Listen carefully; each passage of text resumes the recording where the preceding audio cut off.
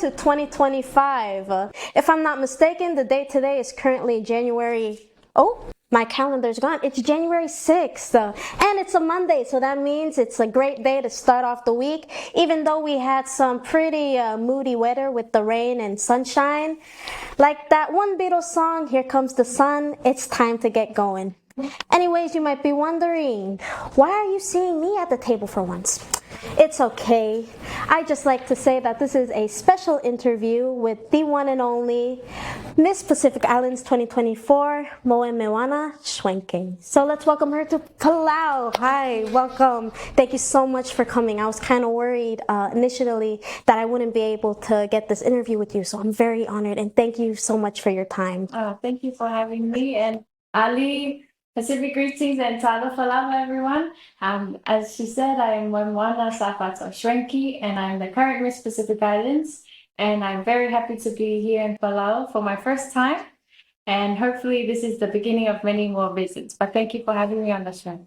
Yes, thank you so much. So I have to ask, how's Palau been treating you so far? Yeah, it's beautiful. I heard Palau is pristine paradise. That's the slogan, and I've definitely seen that since I've landed.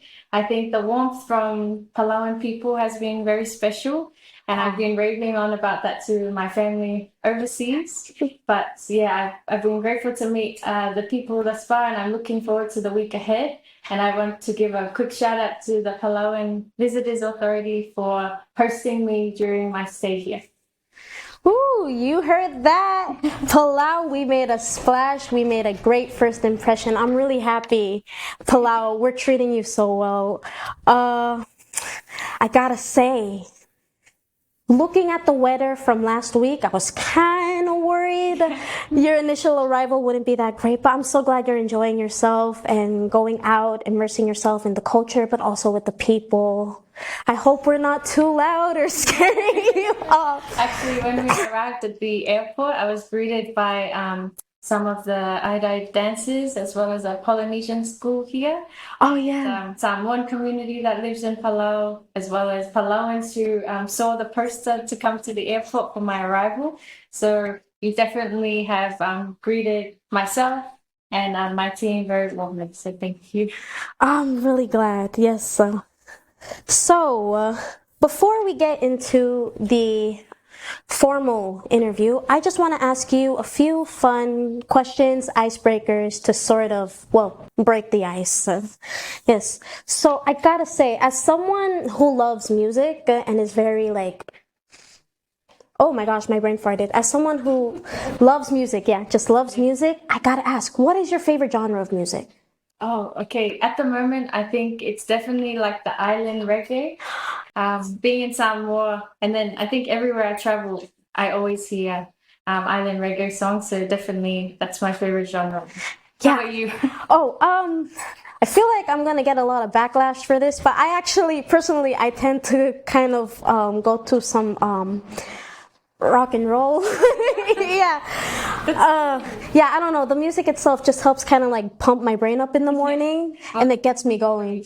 Yes, but I do love island reggae, and what's so interesting about island reggae is that each Pacific island has their own variation or like form. Even though they're so they can be similar, there's still something about it that makes it unique. And I don't major in music theory. I don't really know much about music theory.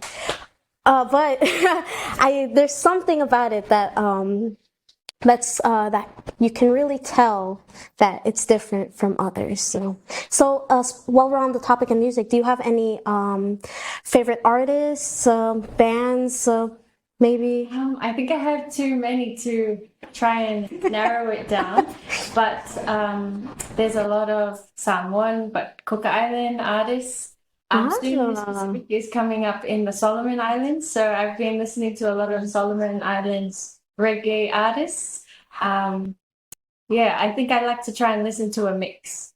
Yeah, and hear the language infused with tradition.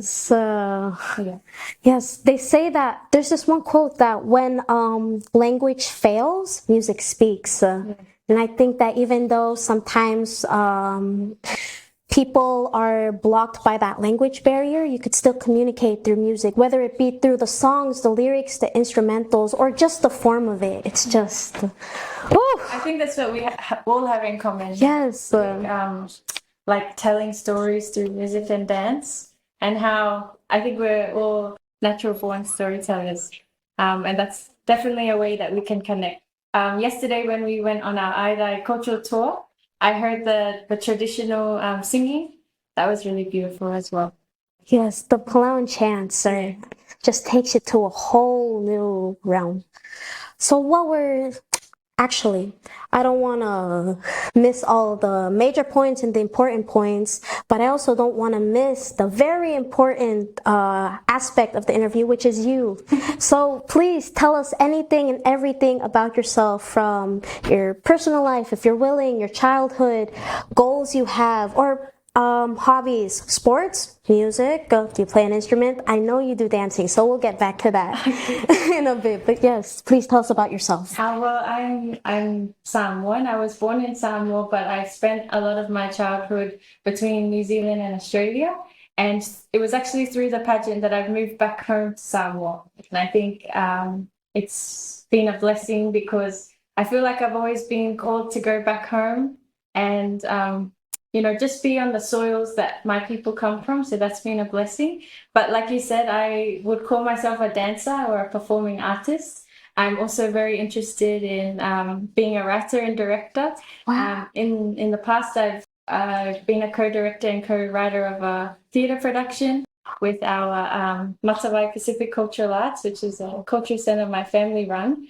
But at the moment, I'm working on a short film in Samoa, which was one of the projects to do with my reign as Miss Samoa. But I've taken a little bit longer just to ensure that the production and everything is solid. So that's some of my hobbies. I would also say I'm very passionate about the environment, and climate change is a big issue in the Pacific. Yeah. And small islands are at the forefront of the effects of climate change. So I spend some of my time with the Ministry of Natural Resources and Environment in Samoa. And we've traveled to COP a few times to just be a voice for the Pacific, but also be that youth representative that we need. Because often when government is having high-level discussions, they forget the very core of what we're fighting for, and that's our future generations. Yes. And our children and our children's children that are to come. We want to ensure that they have a beautiful, pristine island to grow up in. So I think that's a lot of what I'm passionate about. I have family. My parents and my siblings currently live in Australia, and they run a culture centre. So we spend a lot of time with different Pacific communities, but I would love to connect with more Micronesian communities in Australia and throughout the Pacific, because I think, we have so many more similarities than differences. Yes, that was...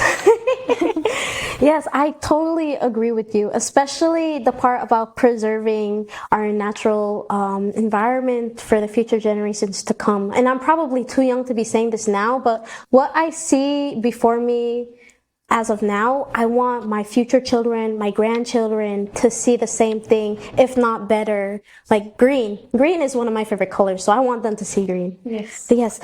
Could we just quickly stay on the topic of your passion and your work with the environment and environment advocacy? If I'm not mistaken, I think I read somewhere that back in 2013, 2014, please correct me if I'm wrong, that that was the year when you first started your work in environment preservation. Could you tell us a little bit more about that? Well, I actually, the pathway to being passionate about the environment was through our culture.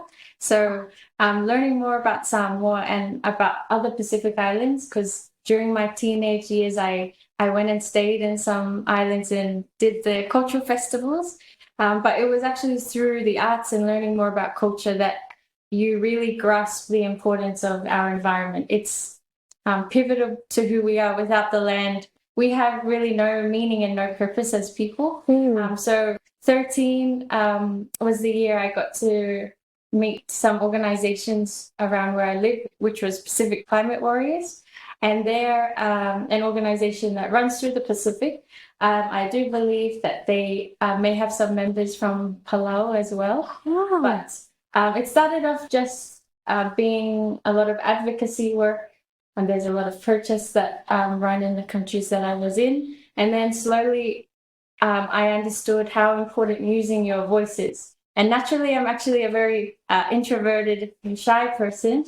But when your island is at threat and there's great effects to your people, you have to use your voice.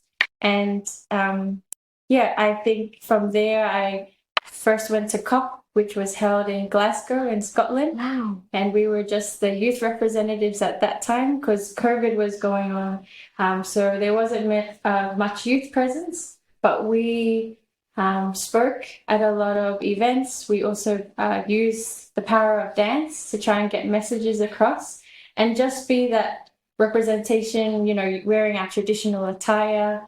Trying to show all of these big corporations and governments outside of the Pacific how fundamental our islands and our culture are to us. Yes. And, there's already islands in the Pacific that are at threat and facing sea level rise and other environmental issues. So we had to show them that it's urgent and it's not to happen in the future, it's happening right now. And I think I've tried to weave in environmental advocacy with performing arts.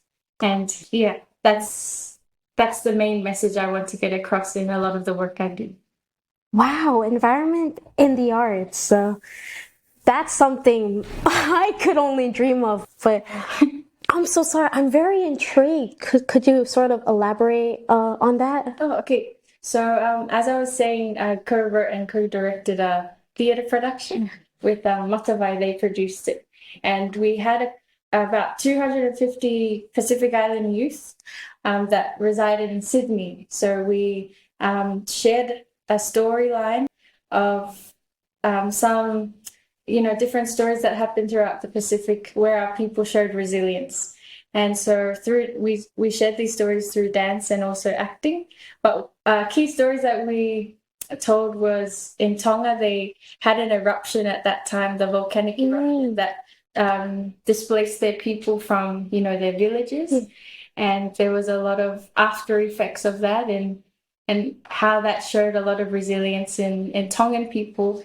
When environmental disasters hit, they don't just wait around idle. They mobilize their communities. Everyone has a role to play. They adapt and they mitigate. And that's been the way of Pacific people for generations. So I think just there's so many cultural histories. I'm sure there's a lot in Palau where Palau might be facing environmental challenges and they pivot and they adapt to situations. But I find that very inspiring. And sometimes we take for granted those stories in our history. But I think, we're at a time where there's a cultural renaissance that we need to remind our youth who they are and the power that they come from. Yes, reminding the youth about their cultural identity is just such a topic that hits home for me personally.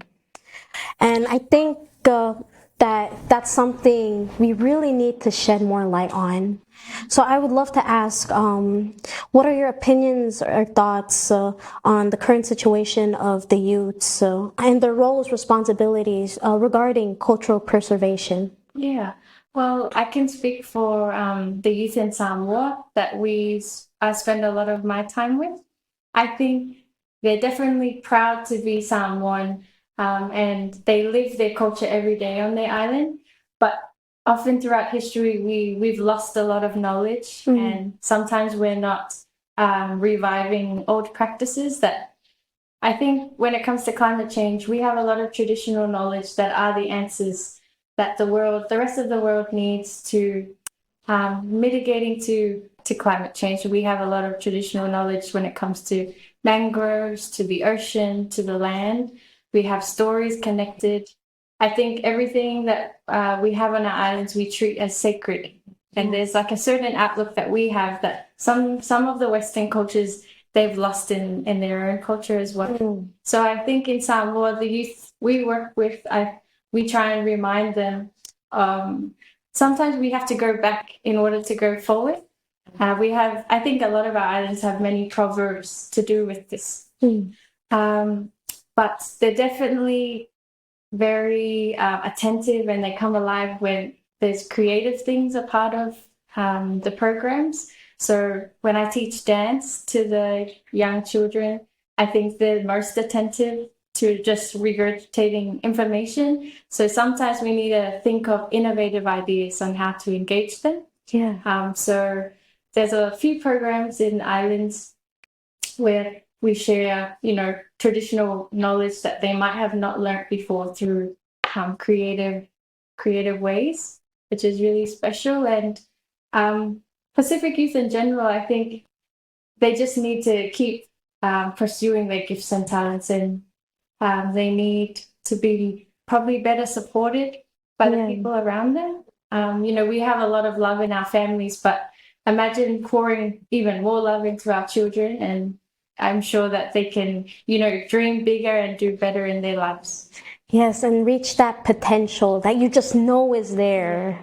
And you can never really imagine what that potential could do unless you foster it and nurture it and let it grow to what it can become, just like a mangrove tree. Yes. So I know the viewers at home are probably, the biggest question on their mind is, what brings you to Palau?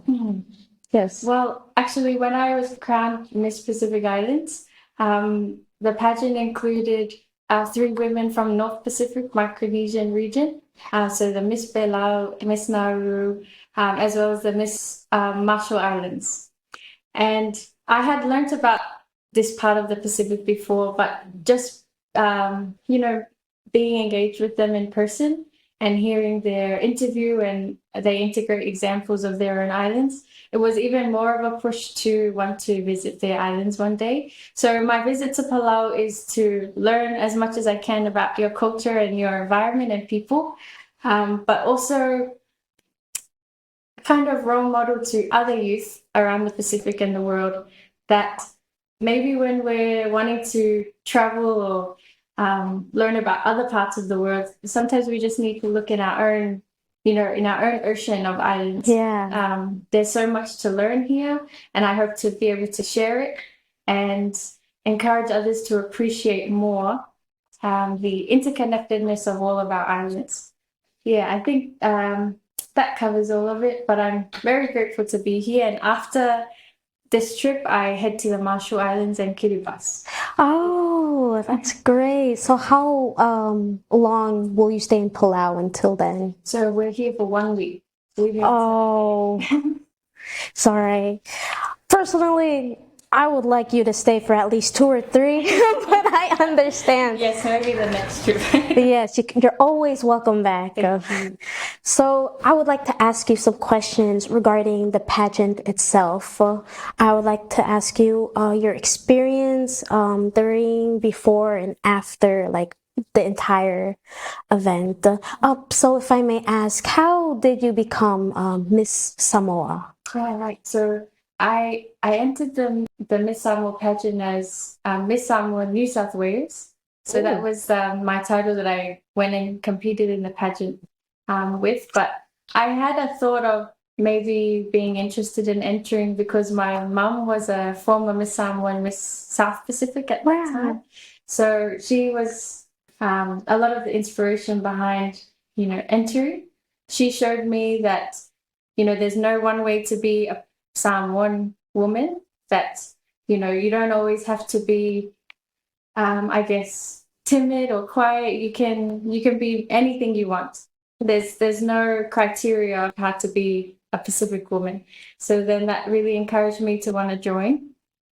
And fortunately, I was successful in being crowned the Miss Samoa. I think that was definitely a dream come true because not only did I get to move back home, I also got to think of ideas and programs that I wanted to do to engage with the youth.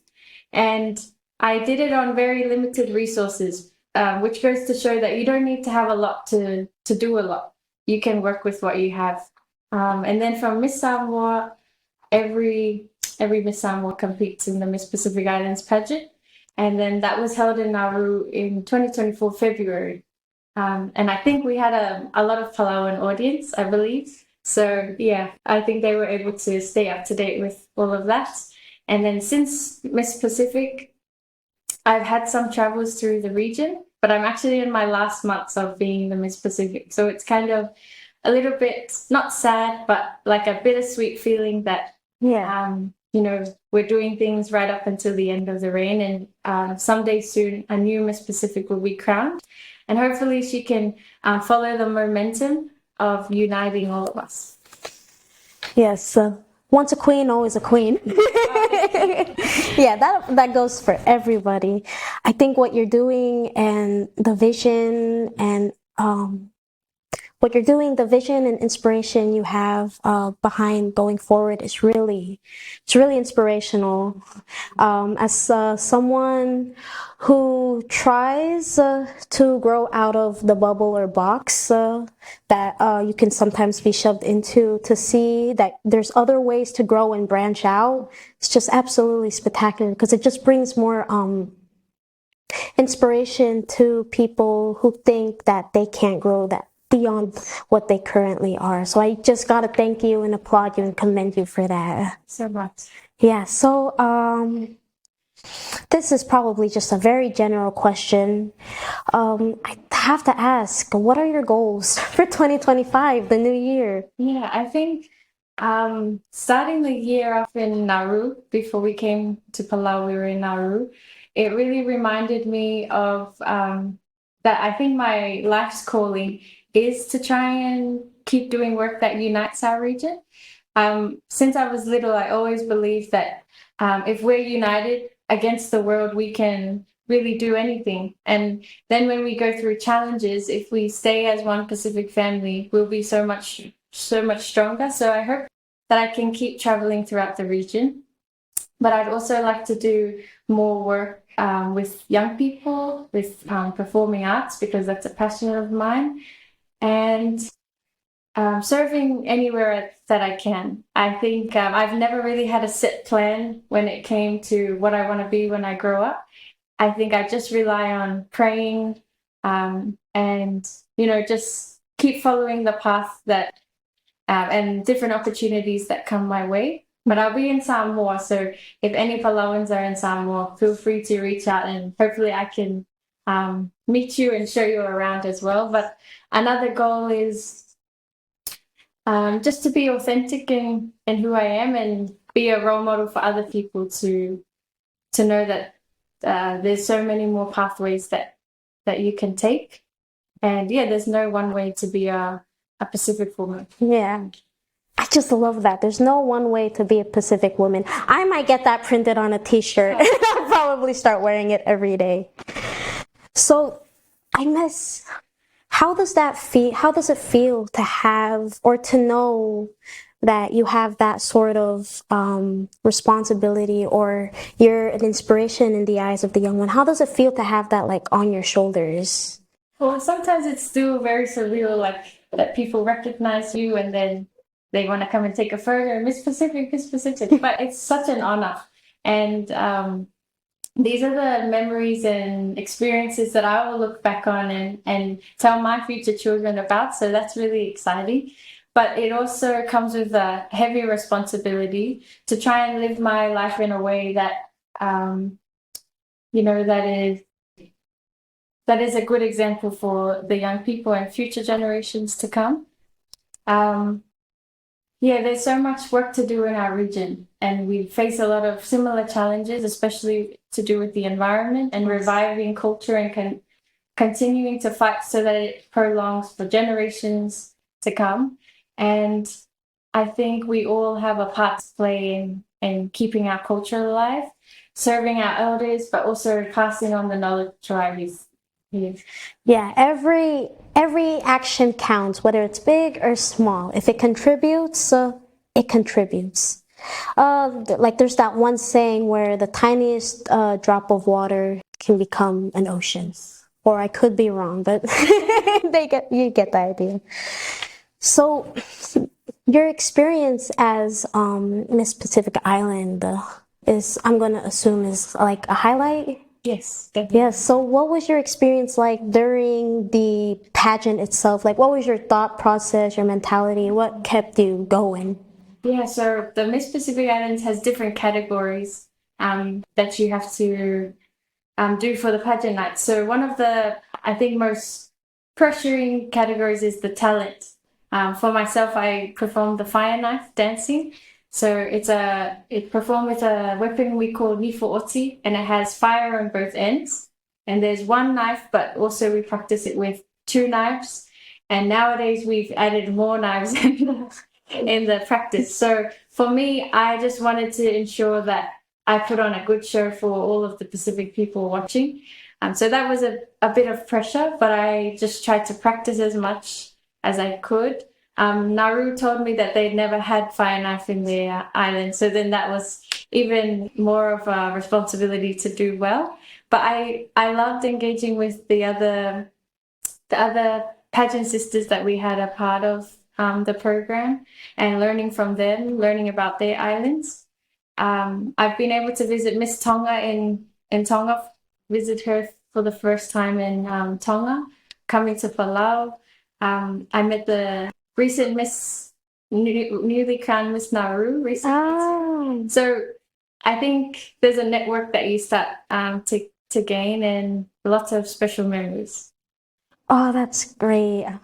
Oh, I hope one day I myself, or maybe my sister, because she's more into this kind of stuff, gets to experience what you've experienced. But also, I hope that for the rest of the young ladies, the little girls who dream of being a Pacific Island princess. Yes, it is kind of living out that reality because you're treated with love from the people, but you also get to, give back more. But I would definitely encourage the Miss Palau as a pathway because you gain a lot of great experiences and opportunities into the future. Yeah. Whew. All right. So I do have a few questions that I've listed down. If it's all right, if I could ask you. There might be questions that we've already covered. So let's see. What is on my list? Ooh. Here we go. So it is 2025, so we're in between. It's 25 years since 2020, the beginning of the millennium, but also 25 years until 2050. So I'm going to ask, where do you see yourself in the next maybe 10, 15, or 25 years? Wow, that's a hard question. Well, as I was saying, my family has a Pacific Cultural Center in Sydney. And I've seen this as a great way to bring community together. And I'm thinking that maybe in the future, my role with Matavai or, something, creating a sense or a place of gathering for our people. Because there's a lot of power when you come to the cultural center, when you have the Maoris and the Fijians and the Samoans and Tongans, when they come together, there's not only a lot of stories being shared and love being given, but I think we come up with more innovative ideas on how we can do things together as one. So I would probably see in the 10-year plan to hopefully continue to grow this center so that we can not only build ourselves, but show visitors what it's like to be in the Pacific. Tourism is such a big revenue for our islands. And if we can bring more people to our islands, teach them about our culture and the way that we live, I think that can have a lot of positive influence. I think throughout all of our histories in the Pacific, foreigners might take and take and take from our islands, but we need to probably teach them and show them the way that we live in the Pacific, which is, everything is reciprocal. When you receive something, you often gain something back. But I think that's in my 10-year plan, and I want to probably be in Samoa definitely a lot more and be a representative for Samoa. Oh, that's really great, though. And I'm so happy. I'm very happy that you're so passionate about the arts and how to use it as much in other fields. Now, at the beginning of our conversation, you mentioned that you are interested in also writing and directing, and then you've also mentioned that you're working on a short film. If I remember correctly, could you tell us a little bit more about that, or what got you into wanting to write and direct? There's so many stories in our region that we can share, and the short film that I'm working on at the moment is all based in Samoa, in Samoan language. I think there's definitely a lot more work we can do in supporting the arts. So more work that we produce will probably encourage future upcoming filmmakers or writers to produce more stories for our region. In Samoa, we've been working on this film. We've done the casting. So we tended to try and do our audition calls in to attract all of the villages, you know. So we took the auditions to Sava'i, which is more of a traditional, they practice still the traditional Fat Samoa culture. Wow. So we brought in a lot of the auditionees, and some of them were casted in the film, as well as we've held auditions in another island. But our story is about a young person who is going through different challenges, mental health, as well as just the pressures of family. You juggle a lot of responsibilities as a daughter of a Pacific family, and sometimes it can become overwhelming. And so for this particular girl, she falls on the values that her culture teaches her, and an old story, and she's able to navigate her way out of these challenges. Wow. I'm very looking forward. I would love to see that. Will this short film be published online where everyone can access it? Yes, eventually we hope that it will be accessible to everyone. But hopefully by mid-2025 it will be all completed, and we'll just be showing it to different audiences. Wow. Ooh, that's another thing to look forward to in 2025, y'all. Okay, so you're a dancer, and now you're writing, directing. Is there anything else? What about sports? Oh, no, I'm not. I used to play sports. I used to play tennis, but not professionally. But I think anything to do with sports now, actually, fire knife takes a lot of arm work, and it's quite hard. So when I practice the sivafi, it is kind of like a sport as well. It takes a lot of energy, and it's quite tiring as well. That is absolutely amazing. If I'm not mistaken, I think also here in Palau, we don't really play. I'm so sorry, not play with fire. We don't have any cultural performances related to fire. But then again, I might be mistaken. So if you don't mind me asking, how did you get into fire dancing? Yeah, so my dad taught me fire dancing at the cultural center. And at that time, there wasn't many girls practicing. But there's this world competition that happens in Hawaii at the Polynesian Cultural Center. And that's where all of fire knife dancers come to compete for, being the best fire knife dancer in the world. So I joined in 2019. And I competed in the women's category, and I put a lot of work into that, and was fortunate to gain the second place. But competing in the pageant kind of delayed me going back to the competition. But maybe in the near future, if I put a lot of work into sivafi, I might compete again. Oh, personally, I do hope you get a chance to go back to that, because fire dancing seems very fun. Yeah. It's very beautiful. As much as I would like to, I probably shouldn't, because I'm a very clumsy person and I might burn myself. But yes, anyways, I would like to ask you one of the next questions on my list. So, now you did mention that your mom was also held the title of Miss Samoa or Miss South Pacific. I would just like to ask about your relationship with her through that, and I could tell that she was an inspiration for you to Yes. join the pageant. So could you tell us a little bit more about you and your mom? Yeah, so my mom was the Miss Samoa Miss Pacific Islands in 1997 and 1998. And she was quite well known for this Siva Samoa that she performed as her talent. And it was about the manumea bird, which is Samoa's national bird. And actually, this bird is endangered now, and it's very hard to find. But I think throughout her reign, she was very passionate about environmental conservation as well. And the dance that she performed, which was called the manumea, is still performed to this day. So about 26, 27 years later. Wow. And there's a lot of young children that perform this dance. And it serves as a reminder to Samoans and other people how much we need to preserve not only our culture, but our wildlife and our environment.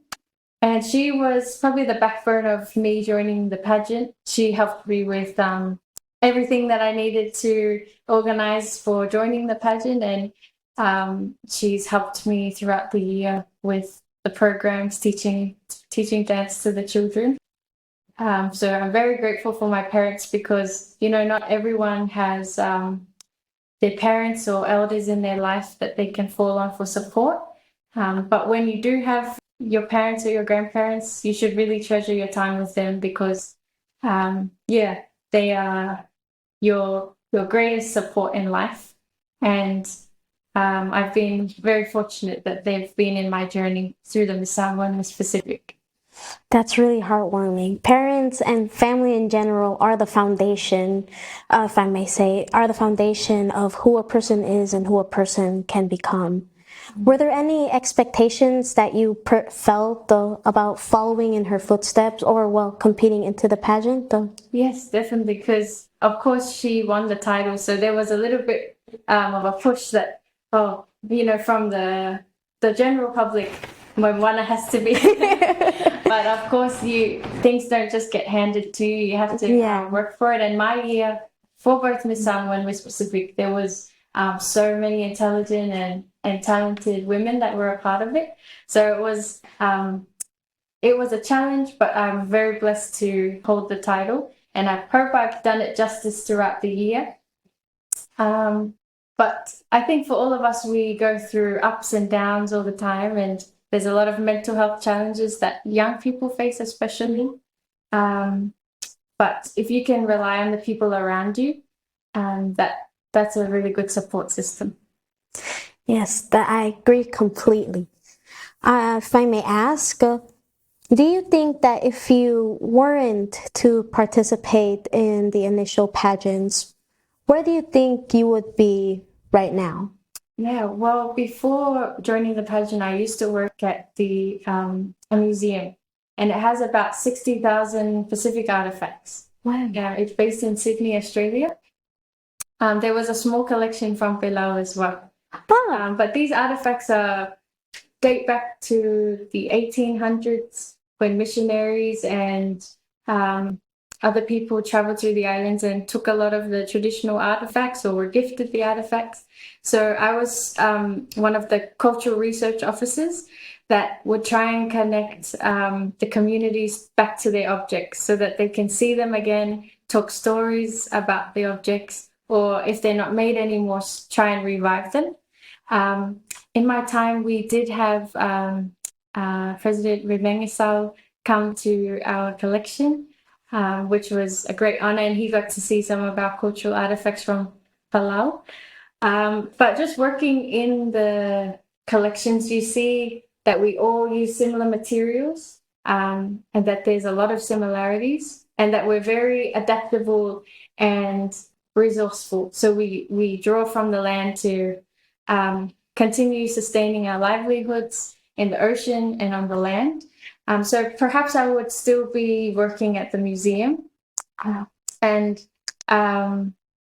yeah, always had a dream to move back to Samoa. So yeah, I think anything would have brought me back to being home. Yeah, so when there's a will, there's a way. You will always find your way home. Yes. Yes, I'm really happy for this opportunity to get to talk to you, but also learn and gain all this insightful information and wisdom.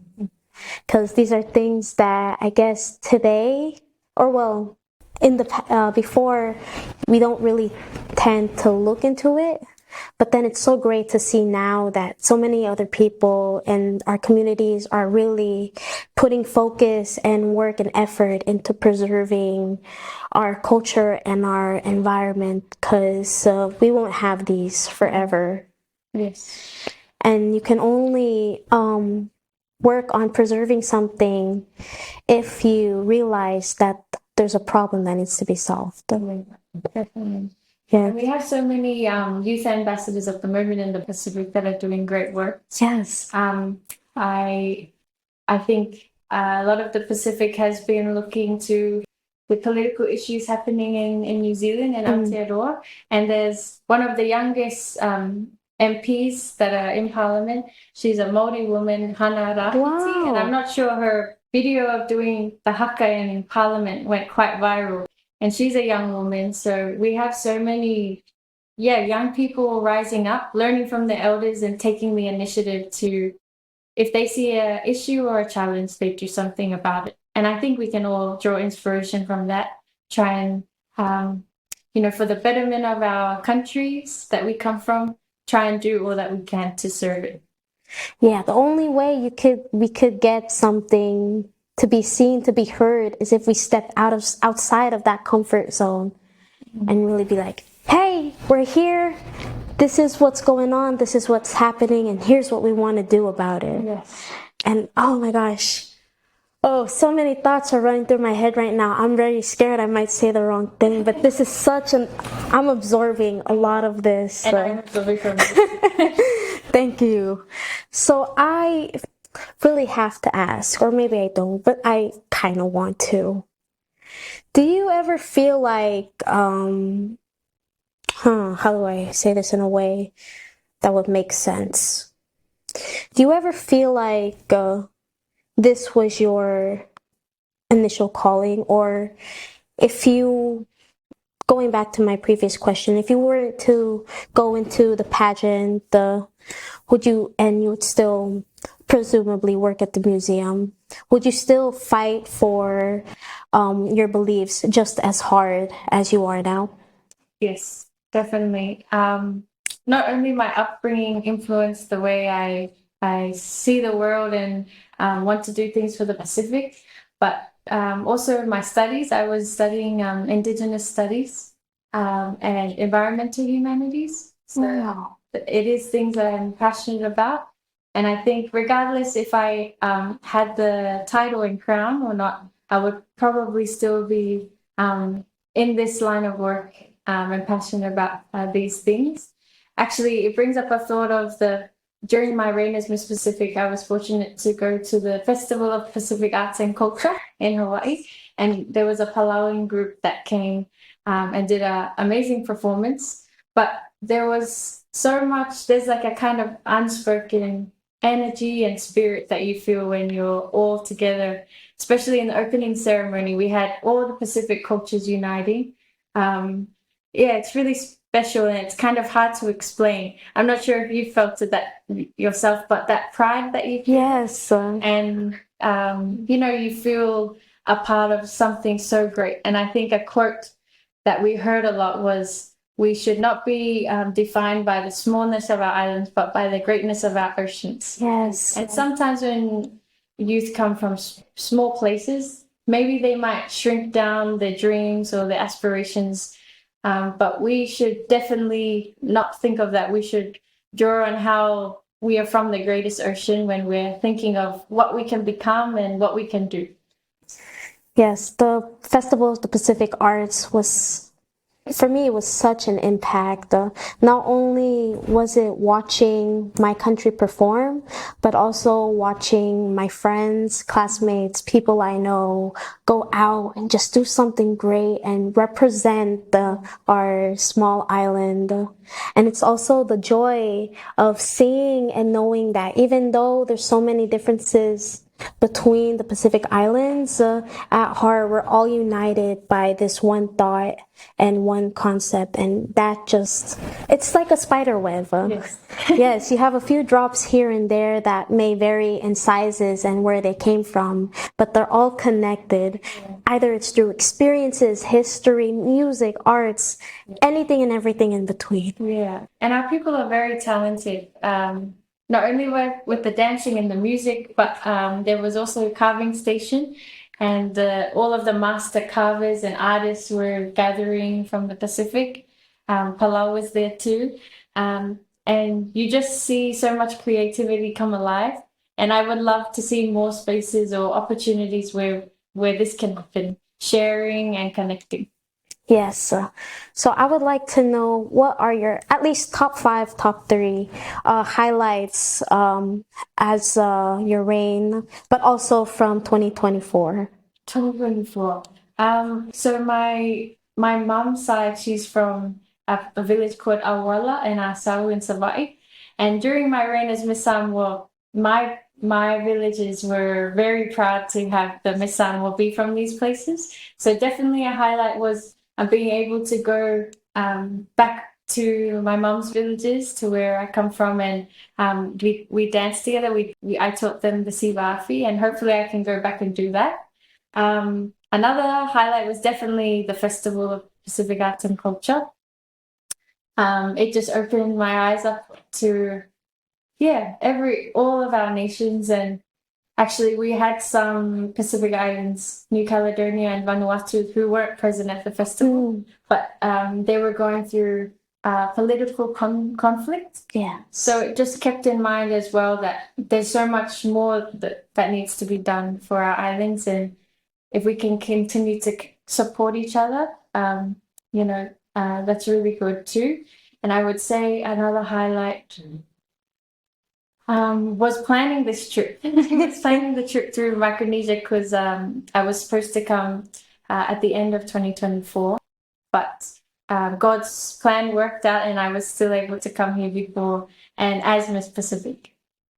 Yes, it's just a blessing all around. There's so many, I almost lost my train of thought.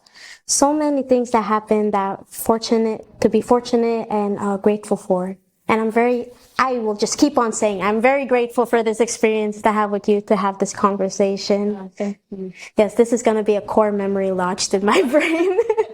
I'm really glad that I could be here, and I'm sure we have a lot of Palau watching, but I believe that probably my family are watching the live stream as well. Yes, so shout out to her family. Yes, shout out to all the viewers. So if I'm not mistaken, we have a few 10 minutes left. Okay. So I'm going to give you the 10 minutes. This is your time to shine. You can say anything and everything you would like to say to the viewers at home. Nice. Well, I just want to say a big thank you to Palau for the very warm welcome. And I hope that you can continue to follow the updates of our journey here. We've had so much help from the Palau Visitors Authority. Miss Palau has been alongside us as well. When we were in Nauru, it was very easy to mobilize community, because as we do in the Pacific Way, when you greet guests, there's a lot of people that come together to make things happen. So thank you to Palau for making this trip for me very memorable, and we have a big itinerary for the rest of the week, visiting Rock Island and doing an aerial tour. And you can keep up to date on the Miss Pacific Islands page, as well as my own personal Moemoana Schwenke on social media. But I just want to give another encouragement to all of you to continue pursuing your goals and your dreams in 2025. There's never been a greater need to keep working for your islands. And you can do a lot of work locally or in the region or internationally. I think we need to take hold of the opportunities that we have. And I think a lot of the time when I go to different events internationally, there's always a big presence from perhaps the Polynesian communities, but I want to see more Micronesian leaders and young representatives because I think there's so much power. When I went to COP, it was actually the Marshall Islands representatives that really made me more passionate about climate change because they speak truth, they speak the lived reality of their islands when it comes to climate change. There's no other experts but the people who live the effects of climate change every day, and I hope that I can continue making connections with the people of the North Pacific, also Melanesia, and I think the pageant is a way that we can keep connecting and ensuring that all of us are included in spaces. And yeah, nothing but love and respect for people of Palau. And I'm really looking forward to the rest of our trip. Yes, thank you. I do hope the rest of your time spent here is time well spent. There's so much of our beautiful island that I would love you to see and experience firsthand.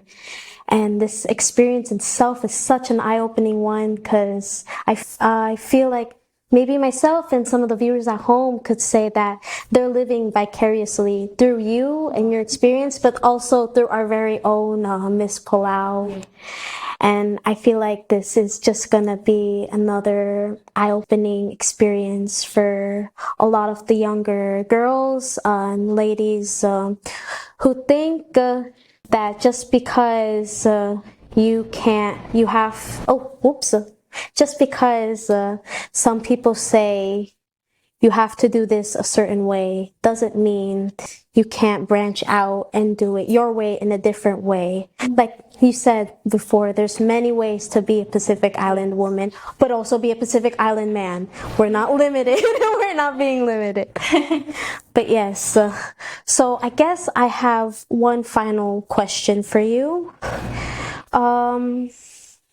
In 2025, whether it's this month, next week, tomorrow, or sometime in maybe November or December, what are you looking forward? What are you most looking forward to? Well, something big that's coming up is the Miss Pacific Islands pageant. That's going to be held in Honiara, Solomon Islands. So that's when the crown will be passed to another young woman from the Pacific, and you'll see updates probably towards the end of January as we start to build momentum for the pageant. So after the pageant, I'll probably go into full production with the short film. So that's something that is big on the goals for this year, is completing that, because I know now it won't just be Samoan audiences, but perhaps there'll be some Palauans and other people of the Pacific watching too. Yes, you can definitely count on that. Pacific Islanders, or maybe it's just Palau, but we're known for spreading the word pretty quickly. Yes, so there's so much to look forward to, so much to keep an eye out for. And like our special guest said, you can check out updates on her and her journey through her social media pages. And social media is Instagram. Yes, and Facebook. Facebook. Do you have a YouTube? Yes, there is a YouTube too. It's Moemoana Schwenke.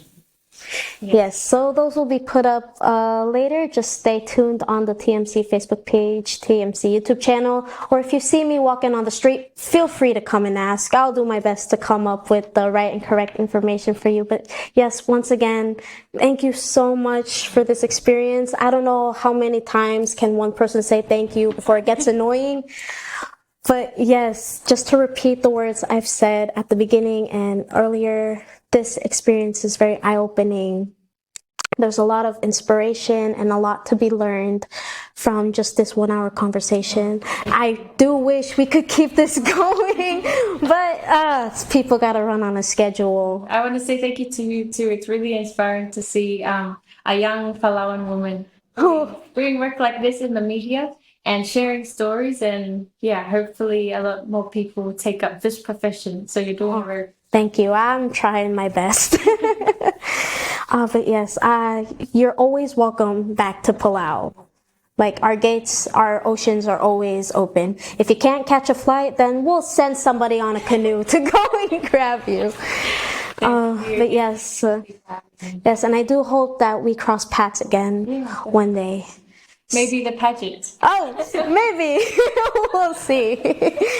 But yes, so thank you so much for coming. Also, thank you to the viewers at home. Comrade Masulang, sticking with us till the end. And I hope you've enjoyed this interview as much as I've enjoyed being here. Yes. I'm not sure if I might be the very last person to tell you, but when we say goodbye in Palauan, it's always See, this is what happens. So many thoughts run through my brain, I forget my own language. Okay. But we always say meigo, maguk next. Meigo. Ooy, maguk next. Okay. How do we say goodbye in Samoa? Yes. We say tofa soifo. Tofa Soifo. soifo? Okay. Tofa soifo. And thank you so much for coming. Yes.